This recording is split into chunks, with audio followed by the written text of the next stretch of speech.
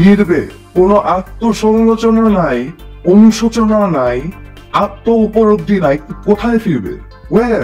আগে তো you have to acknowledge যে যেটা করেছি, যেটাকে সমর্থন দিয়েছি, this was not right, unethical, criminal, যেটা ক্রিমিনাল কাজ হয়েছে।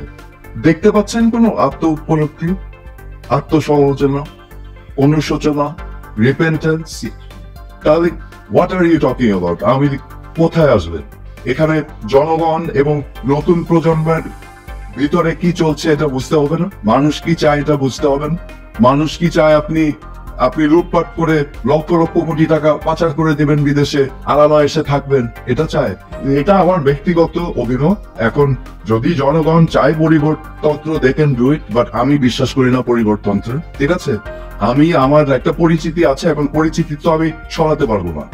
আমার যে মেধা যোগ্যতা আছে, আমি যদি ফিল করি সেটা দিয়ে আমি কিছু করতে পারবো, তাহলে ইটস অ্যান অপশন, রাইট? কিন্তু আমি দাবি করব না যে আমি তাজউদ্দিন আহমেদের ছেলে, এই জন্য আমাকে নিতে হবে। No, that's not right. কি বলবো দেখেন, আমি পদত্যাগ করার পর থেকে, এটা অনেকে হয়তো জানে না, আমার উপর দিয়ে অনেক ঝড়ঝাপটা গিয়েছেন, যেটা আমি বলিনি কোনোদিন। আমি কিন্তু দেশ ছাড়া হয়ে গিয়েছিলাম।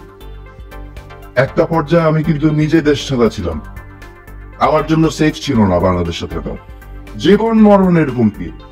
আমার ভাগিনা, আমার মেজ বোনের ছেলে, ওকে নিয়ে পুলিশ নির্যাতন করলো, বেধড়ক পিটালো, এবং আমার দুলাভাই যখন থানাতে গেল, উনি আরেক রুম থেকে শুনছে যে এই যে সোহেল তাজের ভাগিনাকে পেয়েছি, একদম বাড়ায় দিতেছি। এবং আমার পদত্যাগ নিয়ে কি নাটকই না বলো, আমরা টিভিতে দেখলাম, এই যে আপনি যে মূল কথাটা বলছিলেন যে গুলি করে মারা দৃশ্যগুলো, আমিও টিভিতে যখন দেখলাম, আমিও ঘটনাগুলো দেখলাম। এখন আমার যেহেতু অভিজ্ঞতা আছে, আমি দেখে তো বিস্মিত হয়েছি যে কি, এটা তো পুরা 1984 এর প্রপাগান্ডা চলছে, যে একটা জিনিসকে আরেকটা বানিয়ে তারপরে ওইটা বারবার সব টিভি চ্যানেল দিয়ে বলানো।